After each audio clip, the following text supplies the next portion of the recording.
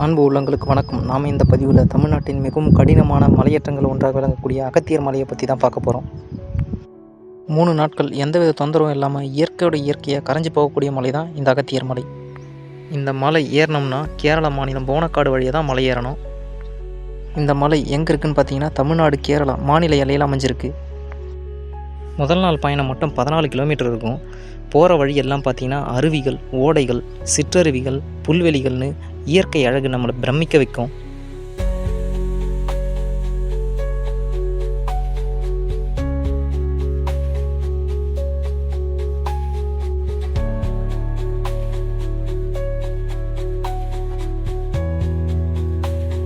ஆறுலேருந்து 7 மணி நேரம் மலை பயணத்திற்கு பிறகு ஈவினிங்காக நம்ம அதிரமலா கேம்ப் ஷெட்டுக்கு போயிடுவோம்.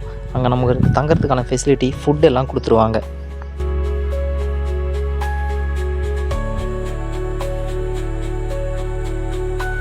இரண்டாவது நாள் பயணமாக மலையோட உச்சிக்கு நம்ம போகிறதுக்கு 6லேருந்து 7 கிலோமீட்டரு பயணிக்கிற மாதிரி இருக்கும். இந்த இரண்டாவது நாள் மலை பயணமும் நமக்கு அடர்ந்த ஃபாரஸ்ட்டுக்குள்ளே நம்ம பயணிக்கிற மாதிரி இருக்கும். போகிற வழியில் அதே போல் அருவிகளும் ஓடைகளும் நமக்கு இருக்கும்.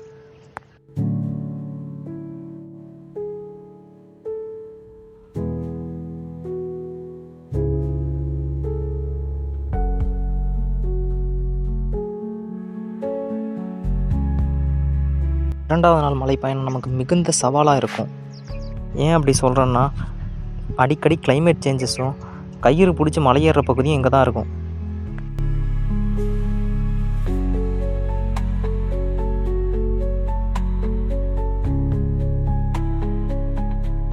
இதையெல்லாம் கடந்து மலையோட உச்சிக்கு போனோம்னா சித்தர்களுக்கெல்லாம் சித்தர் மாமுனிவர் அகத்தியரை நம்ம தரிசிக்கலாம்.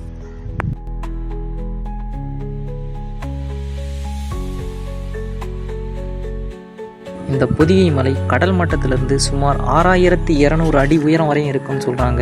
இந்த மலையில் வற்றாத ஜீவநதியான தாமிரபரணி ஆறு உற்பத்தி ஆகுதுன்னு சொல்கிறாங்க.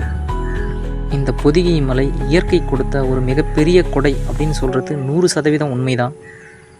அகத்தியரை தரிசிச்சுட்டு மீண்டும் நம்ம மலையை விட்டு கீழே இறங்கி அதிரமலா பேஸ் கேம்புக்கு வந்துட்டோம்னா இரண்டாவது நாள் மலை பயணம் முடிஞ்சிடும்.